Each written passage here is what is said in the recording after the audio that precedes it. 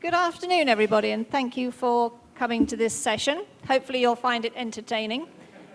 I'm Nancy Janes, and I work for HP. And HP is a company, as I'm sure you know, that sells desktop printers, laptops, but we also have a graphics division where we sell commercial digital printing presses to printing companies that offer a service to people like yourselves. So we don't offer the service. My job here today is to tell you about all the exciting opportunities for you as a brand to be able to use those capabilities so that you can actually take back your customer. Okay, from a marketing perspective and from a personal perspective, I'm sure that you'll agree that since the 1950s, marketing and messaging and communications have become far more complicated and far busier than they ever were before. So our attention is permanently being challenged to look at this and look at that. And what that means is that we tend to tune out because it's not so interesting. It's all the same. And so we tend not to really pay attention. So how do you, as a brand, really cut through all these other communications that other customers are seeing and not seeing your brand? And we think packaging has a role to play in that in the food and beverage industry. And when we look at surveys, this survey is from Pyra. And the survey from Pyra was to brand managers. And they asked them, what is the most important factors in the new packaging developments for you as a brand manager to be able to sell more of your product and to engage more effectively with your customers? And they said they needed shelf standout, they needed a competitive advantage, category innovation, lots of that conversation going on in the innovation stream, and greater focus on packaging as a marketing tool. Now, for those of you that did marketing and you look back at your textbooks, when you look at packaging, it says packaging is there to protect and promote, but really it's there to protect. And what we're saying now is with digital packaging opportunities, the promotion part becomes very, very interesting. And I'll show you some examples. So packaging is one of those things that it's very difficult to ignore. Because when you're at home and you're having some cereals or some crisps or some snacks, the packet is sitting there in front of you. It's not something that you can ignore easily. It's something that's there on your table. Or if you're in a bar, you're looking and you're playing with the bottles. So it's very difficult to screen out. And what that means is you have an opportunity to think about packaging differently. Now, owned media is the packaging. It's what you pay for to protect and promote your product. Earned media is when you do great packaging, you get a great story, and you get PR from it. So that's free because you've done a good job with your packaging. You get a good story. Bought media is when you launch a product or you want to promote a product and you pay for advertising. It might be a television advert, it might be a billboard, whatever it is, you pay for it. And I think we heard yesterday that advertising on television in particular is reducing because it's less effective than it was before. And it's difficult to measure how effective it is.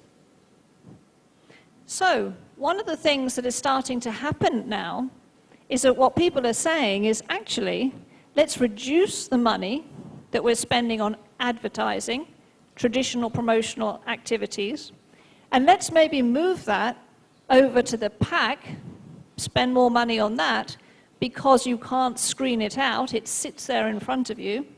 And if we do a good job at that, guess what? We get good PR, which is actually free. And so that pack works harder for you. So creatives and brand managers are thinking slightly differently than they used to. And wow, does Coca-Cola know how to do it? They're fantastic at advertising, they're fantastic at promoting, and they get great PR. So this was their Share a Coke campaign that has run all over the world for the last 4 years. And they get fantastic PR as a result. Celebrities, children, everybody loves it. And the millennials, as we know, IT is really their thing. So with packaging, you have the opportunity to bring online and offline together. Because with digital packaging, you can actually put variable data down, which means you can have the QR codes, you can have watermarking, you can have security printing, you can have all sorts of things. And that then entices the customer to go online to enrich the experience because they saw the printed pack. So when you think about digital printing, there are 3 things that digital printing can contribute with regard to your brand. The first one is you might want to do some test marketing, which means a very short run. Very difficult to do conventionally, very expensive, takes a long time, so you tend not to do it. And then what happens, presentation earlier this morning, 1 in 10 products that are launched actually succeed. 9 out of 10 fail. Imagine if you could have tested some of those products in the market before launching them. You would have saved a lot of money and your hit rate would have gone up. The second area to look at is what if you want to take advantage of an opportunity to get something to market very quickly? Very difficult to do conventionally, very easy to do digitally. What if you want to do something that's going to really excite your customers? Again, we heard specifically yesterday about the millennials. They like to have new things that are exciting, that engage them, that are different, that make them feel special. Well, you can do that with digital packaging. So why not do that? So I'm going to give you an example of each of those examples, so 1, 2, and 3. The first one, I mentioned the short run if you want to do test marketing. Another one is if you want to do security printing. So on our own HP products, we put these labels that are printed on the HP Indigos onto our ink cartons, and that enables us to have a security system to track and trace the authentication and delivery of those products. So we know where they are and who's received them, and it gives us an opportunity to fight counterfeit. A test marketing example, and just look at these numbers. So this is a very small company in a very competitive space in pharma. And they had these vitamin products, and they had different packaging, and their sales were not so good. They're not a big company. They can't afford to make mistakes. So what they did was they did some test marketing with different designs for their vitamins. And it took them about 5 goes before they found the design, the look and feel that actually contributed to sales. And wow, did it contribute to sales? So between 2012 and 2014, their revenue increased by 500%. And they believe it's because this is done on an HP Indigo press. They believe that the silver paper, with the ability to print the exact color of the tablet inside and replicate that color on the print, on the label, gave a very, very high quality and very healthy look and feel. And they think that is what the success was down to. But they had a few different tries before they got there, but then they found what worked and what worked well. Possible through digital print, and specifically in this case, indigo print, because you can print the white on the labels and they have the color. This is a really good example. So Iceland Foods is a retailer in the UK. It's also a brand in Asia Pacific, frozen foods. And in the UK, the weather is really not so good. So when we get good weather, we get really excited. And when we get really excited and the weather's good, we have a barbecue. So this marketing manager was really clever. He read the weather report in the paper, and that said, in 2 weeks' time, there's going to be a window of really good weather in the UK. So he said, we need to get sausages on the shelf because we know that the British are going to want to barbecue. And that's what he did. So he designed 3 SKUs in-house for the sausages. He estimated 2 weeks' stock would be enough for this window of good weather, which meant 90,000 packs, which is short for conventional print, but quite long for digital print. And from the time he designed the packs to the time it was on the shelf was 10 days. So although the packs were more expensive than conventional packs, he got sales that he would not have got had he not been able to print them digitally. They sold out so quickly, he had to do another print run and sell more into the store. This one, in Japan.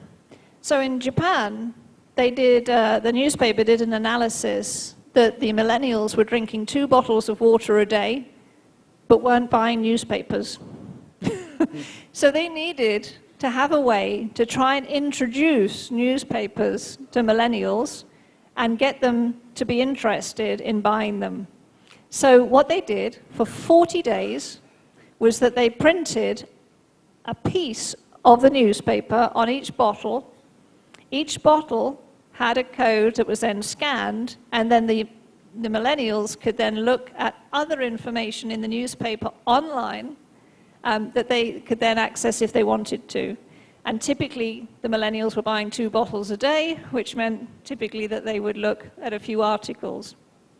In addition to this, there was an advert put on the bottles, and that supplemented the cost of the print. So actually, this didn't cost very much more than it would normally cost.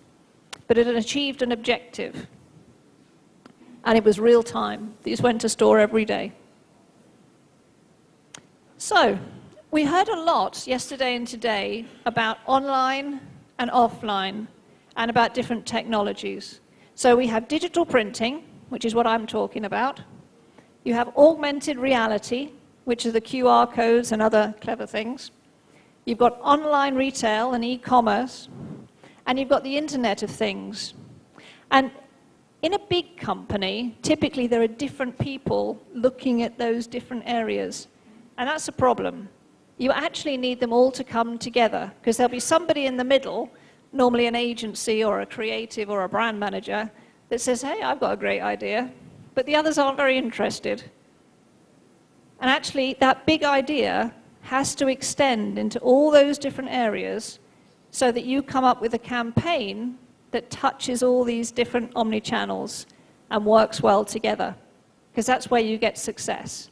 And print is part of that success, whether it's packaging or whether it's billboards or whatever, it's part of that success. Now, there are big opportunities for retailers and brands. So, you know, you can do all sorts of things with digital printing, and it can be from short run to fully personalized. But this example shows that you can actually have different trigger points for what you're going to do for digital printing.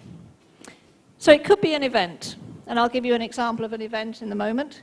So you could decide that you want to print packaging specifically for an event. It could be the Olympics. It could be a cause, breast cancer. You could decide that for this charity or this cause, you're going to have specific packaging. It could be a local football match, where you decide that you're going to have some sort of snack with the local football team's images on. It could be a regional activity, so it could be a good weather in the south of England and bad weather in the north of England, and you have different things for different places. Could be national, it could be seasonal. You could do it for Chinese New Year, for example. It could be B2B. So everyone, can you see that you've got a little sweet wrapper, a square on your table? If you hold it up, Alice, just to show people. So these are B2B things. This is a company, and I'll talk about it in a few minutes. So you've all got a sample to take away when I get there. Or it could be B2C. It could be consumers, and I'm going to show you an example of that. So it really enables you to segment the market. So the first one is event-specific. This is an example of HP digital print used here for Asahi beer. They were celebrating the fact they were hosting the G7 summit, and they created different versions for all the different locations that the G7 meetings were going to be held in. And that happened just in the last month. This is a really nice one. So this is from Mexico. These are flexible pouches. It's coffee inside, and you can see here the picture of the farmer where the coffee beans have come from, and there's a different farmer for each type so that it actually reflects where this is coming from, because everyone around the world now is interested in the provenance of food and drink in particular. They want to know it's good for them, and they want to know where it's come from, and it's all going to be okay. But this goes a stage further, because actually what they're doing here is they're promoting the farmers and increasing the revenue that they get by actually helping them increase sales. So it's a very, very nice story. This is a great example. Now, I know you have fantastic growth in China relative to the rest of the world, but I think even for you, a 17% increase in sales is quite something.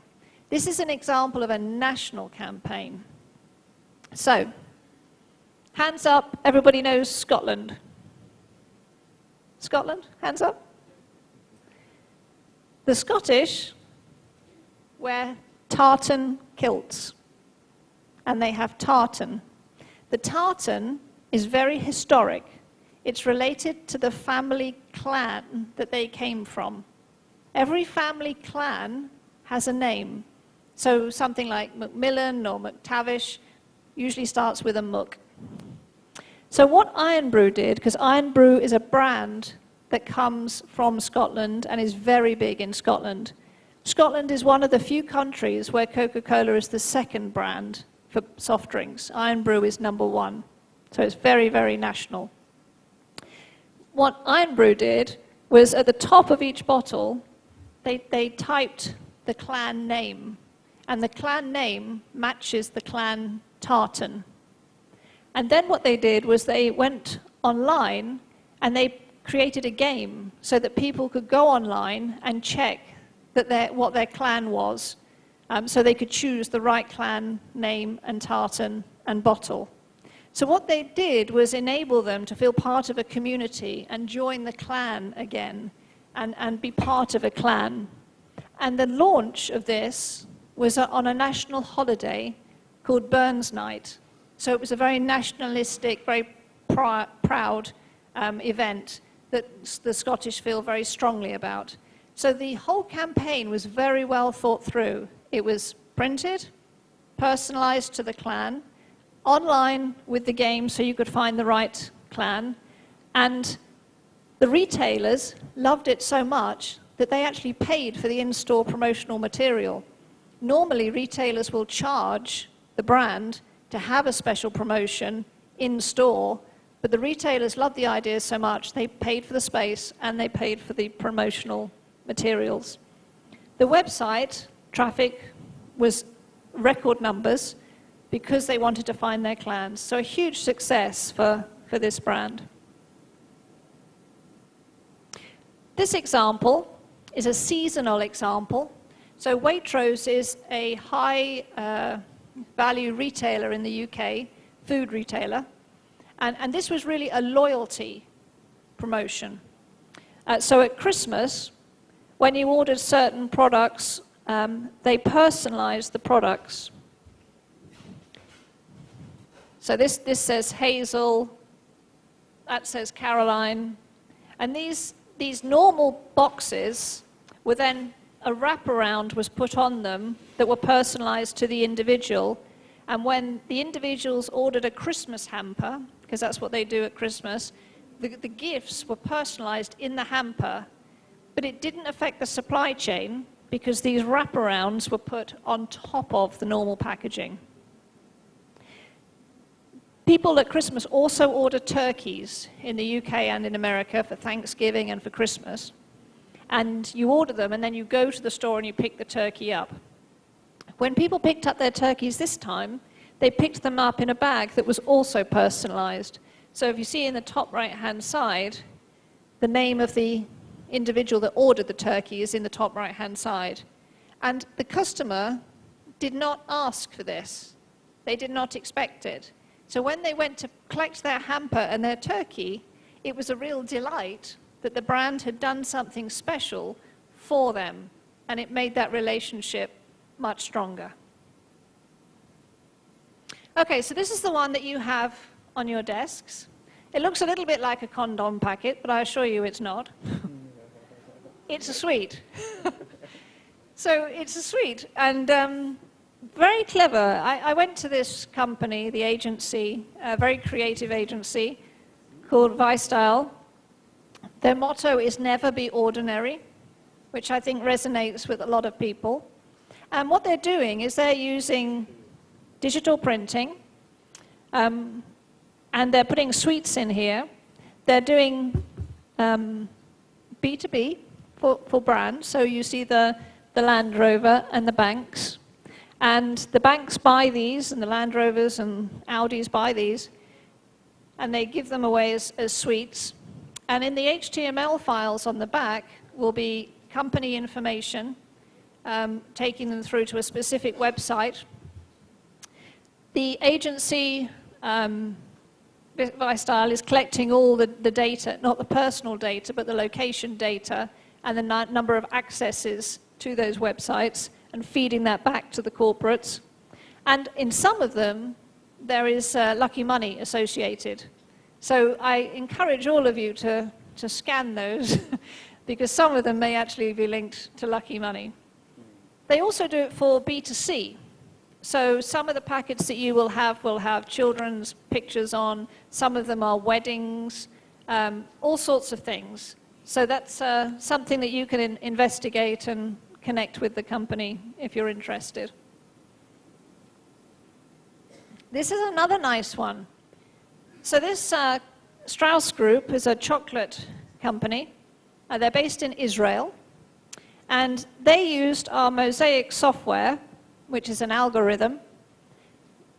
We created, I think, about 25 templates for them. The templates go into the algorithm.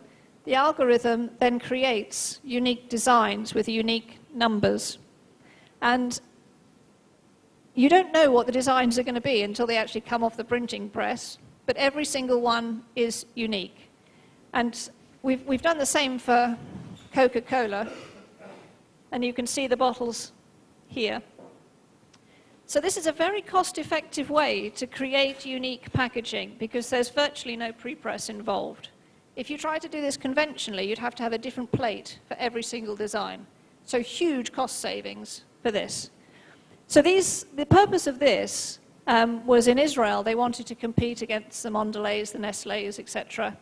And so what they wanted to do was engage with the customers in a unique way.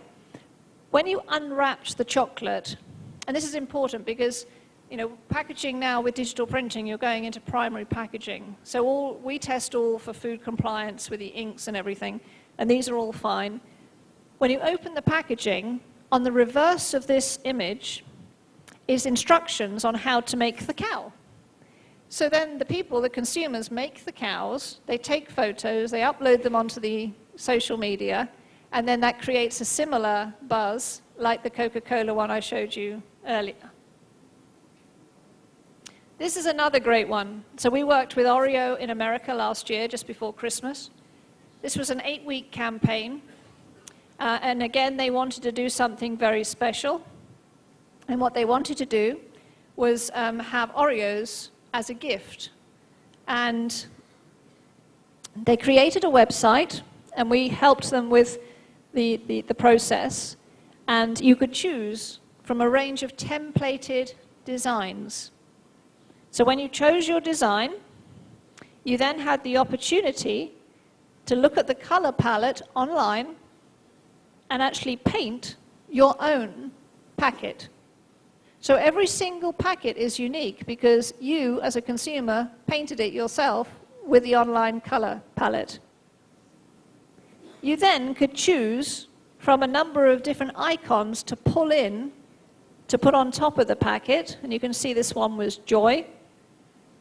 And then finally, you could type in a personal message in the top right-hand side to whoever you were going to give the gift to. You then save it, and then you send it to one of our customers who has the printing press to do this. They print it, they pack it with the Oreos biscuits, and then it's shipped directly to your home. It was an 8-week campaign over the Christmas period. Very successful for Oreo. Customers loved it, and a little bit of celebrity as well. So this is one of the Kardashians, which is a celebrity that's very popular in America. And she received one and put it on the social media. So digital printing can really help you do things that are just not possible in a conventional world and excite your customers in a way that hasn't been done before. Now, if we go back to the survey that you saw earlier and the standout on shelf, these surveys here, it's an incredible number, but 76% of supermarket shopping is unplanned. So it means you go into store, you have a list of things you're going to get, and somehow it gets changed, and you end up buying other things. And in particular, you can see here that only 6% is actually brand related. So you go in and you get the brands you want to get. And the others, you know, if there's special offers on something else, you think, oh, okay, I might try that, maybe. So it's very important for the brands to have a standout on shelf and collect customer data and customer insight. But when you get that insight, what do you do with it? That's the next question. It's all very well collecting the data, but then what happens? So this is an example of a company in Belgium, and they're actually a food retailer, Colruyt. They own 218 supermarkets in Belgium. They have 14,500 employees. They sell a lot of goods every day. And historically, they would send a 32-page catalogue to all their customers in Belgium, and that catalogue was the same. Every page was the same. And in the catalogue, there would be some vouchers, and some customers would redeem the vouchers, and that's what they did. What they changed it to was using digital printing in the retail space.